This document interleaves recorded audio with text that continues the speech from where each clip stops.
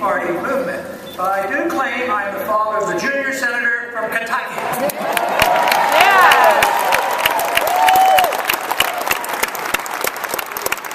Well, one thing, it's great to be out of D.C. It's good to get back to America. And actually, I really mean it because I get energized when I leave D.C. Sometimes that's depressing. It's not as depressing as it used to be. You know, a couple of years ago, the Tea Party movement, people like you have gotten energized, and you sent us some help. And believe me, it's a lot nicer in D.C. than it was a few years ago. But that doesn't tell you that we have our problems solved. Believe me, our problems are great, and they're expanding, and we have to be prepared to take care of them. Sometimes people think that all we have to do is get a few more votes and pass this bill and cut the spending and everything's going to be all right. I think it's much worse than that. I think the deficit that we're dealing with and the momentum behind the spending is so overwhelming that this is only going to be turned around with a major, major event. And I've worked on this assumption for a long time because it was back in 1971 when it was declared that the pseudo-gold standard was no longer viable. And they separated our dollar from gold completely. And since that time, look at any chart from 1971 on. Spending skyrockets.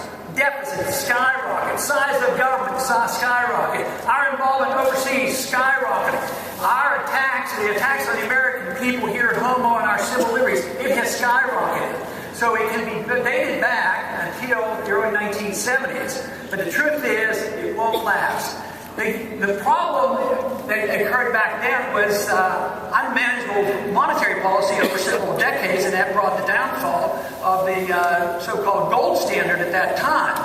But it does introduce the notion of a very important part of what we have to deal with, and that is, how did we get into that financial and monetary mess? And it came from the Federal Reserve System, and we need to get rid of the Federal Reserve System.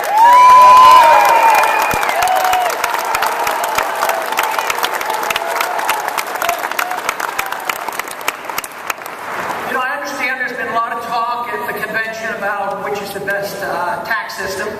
And quite frankly, I don't know which is the best tax system. All I argue is that I don't want any income tax. I want very little taxation.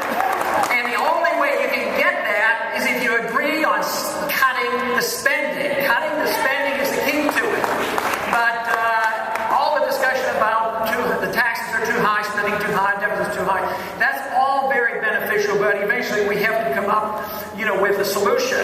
Now, I don't think it's all that difficult. Sometimes I take it for granted that everybody knows what the solution is. How did we get into this mess? Well, we got into this mess because we were careless. The people were careless. We allowed the wrong kind of people to take over our government. We allowed them to vote for all the spending, and we allowed too many people to go to Washington that did not ever take their oath of office seriously. If that's the cause, why shouldn't the solution be sending only people to Washington who take their oath of office seriously and obey the Constitution? Yes, Congressman, on board. If that were the case, what kind of government would we have? We'd have a very small government. We would not be the policemen of the world. We would not be telling you how to run your daily life. And we would not be running the economy. We would be protecting liberty, and that would be our sole purpose of existence in Washington.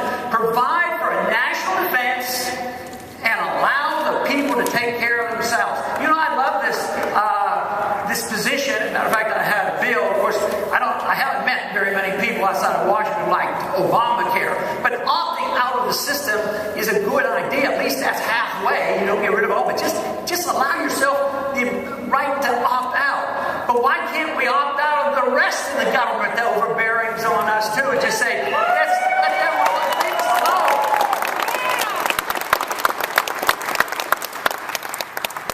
Right now, today, the news is not good about inflation. All you have to do is read the daily paper today. Commodity prices are soaring. What's happened to energy prices? They're soaring.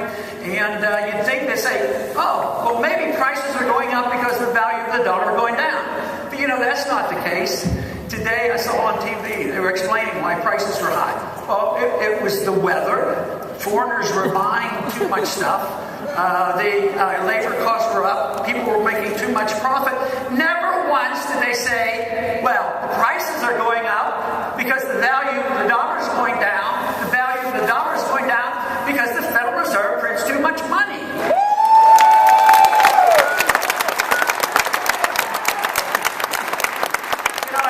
There's no reason why you can't relate the deficit to the monetary policy. Yes, you can have deficits with a sound monetary system. Matter of fact, that was one of the shortcomings from my viewpoint in the Constitution. They allowed borrowing. The federal government was allowed to borrow.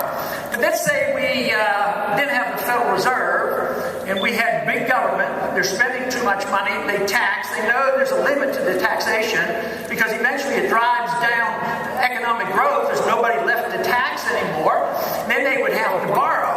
Well, they're borrowing an awful lot now, but interest rates haven't gone up. That's because of the Fed. Now, if you didn't have a Fed and Congress spent too much, interest rates would go up and they would have to quit. So I call the Fed the great facilitator. Without the Fed, you can't be financing undeclared, unwinnable wars around the world, and you couldn't finance the unsustainable welfare state. So you need to deal with the monetary system and the Federal Reserve. This is why I encouraged a whole lot with people like you. And last year, we had this little bill, transparency of the Federal Reserve, the audit the Fed bill. Yes. We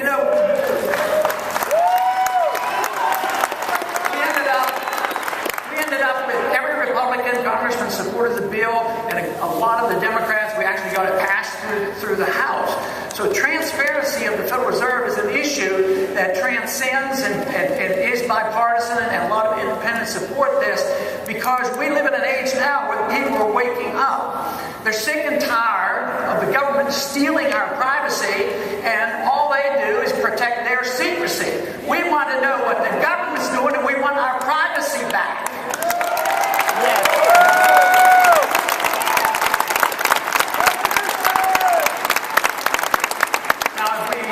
Expect to get our privacy back, we have to be very careful in the laws that we pass. After 9/11, there was a lot of fear, and a lot of people were frightened, and a lot of people said to me personally, I know how you feel about this, Ron, but these are tough situations, and we have to give up some of our freedoms for our safety. And I agree. I say baloney. You never have to give up any liberty to be safe. Matter of fact, when you do, you're less safe, and that's when